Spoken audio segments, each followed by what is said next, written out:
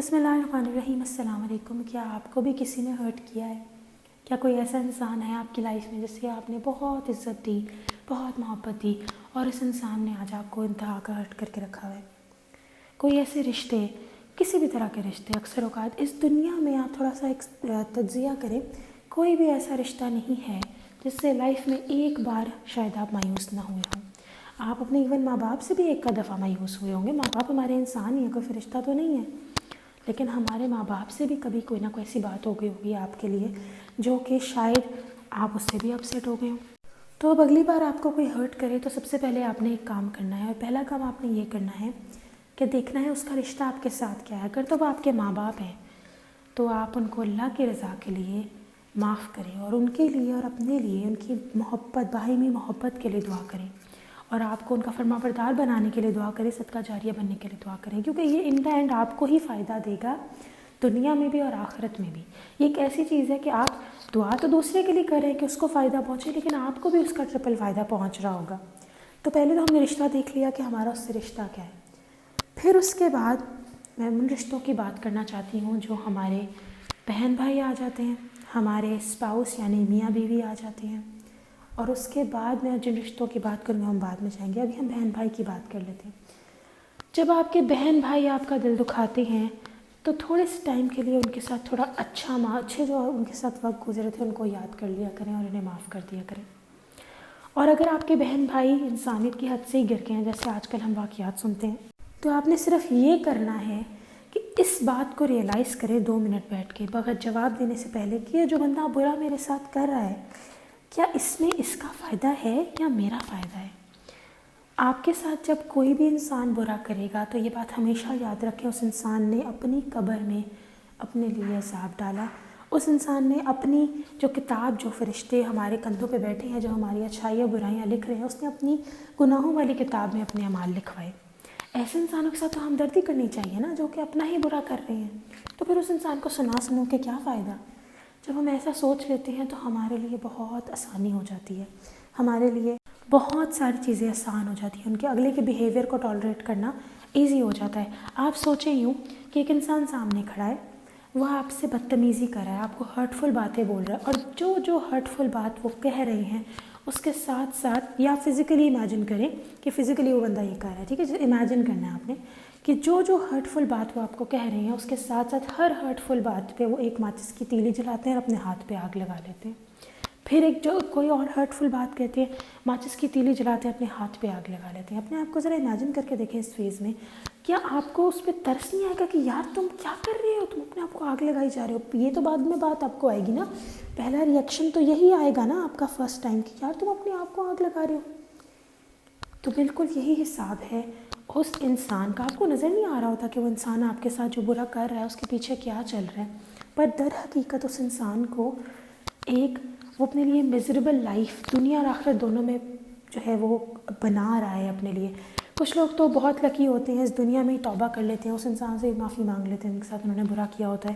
تو اللہ تعالیٰ ان کے لیے آسانیاں کرتا ہے۔ کچھ لوگ ایسے بھی ہوتے ہیں جو کہ دنیا میں ہم کو ہدایت مل جاتی ہے، ایسے لوگوں کے لیے تو میں یہی اس لیے کہوں گی کہ دعا کریں ہدایت ملے نا، ٹھیک ہے۔ تو یہاں پہ کیا ہوگا سسٹم کہ جو بھی آپ کو ساتھ کوئی غلط کر رہا ہے، برا کر رہا ہے، یقین جانے وہ اس دنیا میں بھی بھگت کے جائے گا اور آخرت میں بھی بھگتیں گے۔ آخرت کا بے شک شاید میں نہ گارنٹی دے سکوں کہ سنا یہ ہے کہ جو لوگ دنیا میں سزا بھگت لیتے ہیں ان کی آخرت کی آسانی ہو جاتی ہے، لیکن دنیا میں وہ ضرور بھگتیں گے، ٹھیک ہے۔ اور اگر وہ معافی مانگ لیتے ہیں تو یہ تو ان کے لیے بہت بھلائی کی بات ہے۔ تو جب کسی کے ساتھ دوسرا ہم نے اسٹیپ یہی دیکھ لیا کہ پہلا ہم نے رشتہ دیکھا،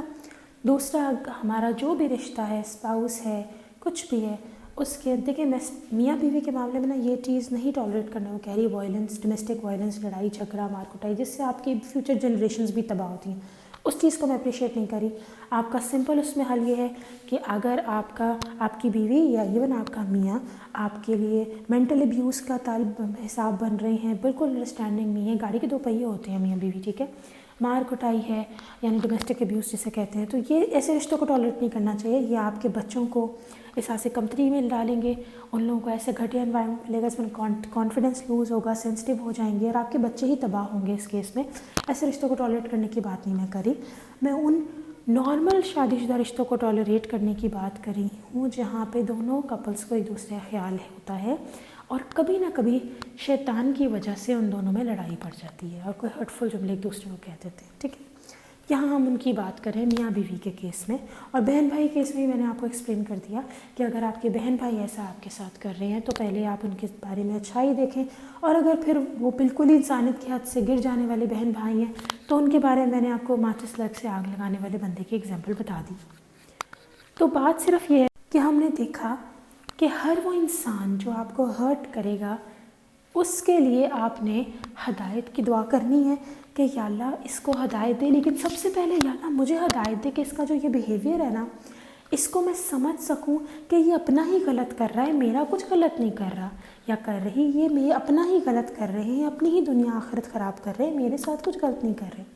एंड बिलीव मी, मैंने इस दुनिया में ऐसे बहुत सारे मकाफ़ात अमल वाले रिश्ते देखे हैं जिनके साथ मकाफ़ात अमल हो रहा है अब भी, और फिर भी उनको हदायत नहीं मिलती, और कुछ ऐसे रिश्ते हैं कि जिनको मकाफ़ात अमल उनके साथ शुरू होने ही लगता है कि उनको हदायत आ जाती है, अल्लाह से माफ़ी मांग लेते हैं, उनकी सज़ा ख़त्म हो जाती है, ठीक है। तो जब तक ज़िंदगी है तब तक तौबा का दरवाज़ा खुला है, और हमें इस चीज़ में किसी को बुरा नहीं कहना चाहिए, लेकिन जब आपको कोई हर्ट करे तो अपने माइंड को उस हर्ट से बचाने के लिए, मेंटल डिप्रेशन में जाने के लिए, ओवर थिंकिंग करना छोड़ने के लिए आपने क्या करना है, खुद हर्ट नहीं होना और ये सोचना है कि या अल्लाह इसको भी हदायत दे और मुझे डबल दे के मैं इसके इस बिहेवियर को अंडरस्टैंड करूँ कि बेचारा अपना ही गुनाह अपने लिए ही परेशानी काट रहे हैं ना, दुनिया में भी और आखिरत में भी, ज़्यादती करेगा तो। अच्छा, स्पाउस के बारे में बात कर ली, फिर उसके बाद बात आ जाती है दोस्तों की, अहबाब की, कोलीग्स की, आपके वो तमाम रिश्ते, ससुराली रिश्ते। इसमें ससुराली रिश्ते सिर्फ लड़की की साइड की नहीं कह रही, लड़के के साइड की भी कह रही हूँ। आजकल हमारे ये जो सिर्फ ऐसा नहीं रिवाज अब रह गया कि जी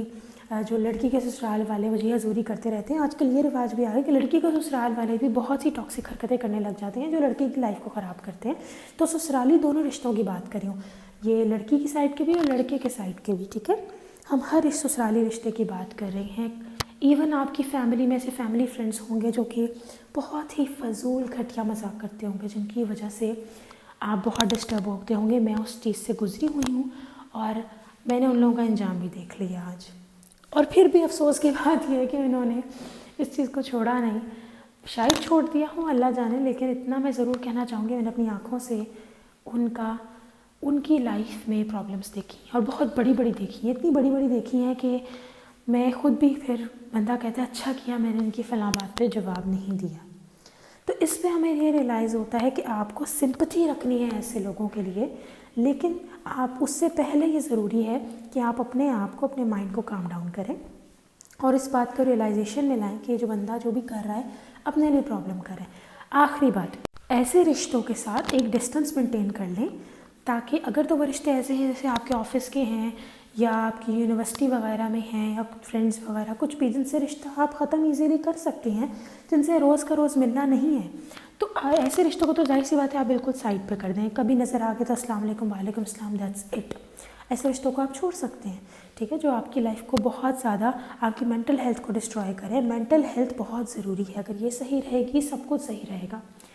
तो ऐसे रिश्तों को तो आप छोड़ दें, लेकिन ऐसे रिश्ते आपकी फैमिली में है, छोड़े नहीं जा सकते, मरते दम तक नहीं छोड़े जा सकते। ऐसे रिश्तों से डिस्टेंस मेंटेन करके रखें, बहुत ज़रूरी है डिस्टेंस मेंटेन करना। और सिर्फ सलाम दुआ तक अपना हाल रखें। देखिए सलाम तो हम अल्लाह के लिए करते हैं ना। जब आपका डिस्टेंस मेंटेन होगा ऐसे रिश्तों से, तो ट्रस्ट में आपके लिए बड़ी आसानी होगी। अगली ऑडियो में बताऊंगी कि अगर डिस्टेंस मेंटेन नहीं रख सकते तो क्या करना है। इंशाल्लाह ताला फिर हाजिर होंगे। अल्लाह हाफ़िज़।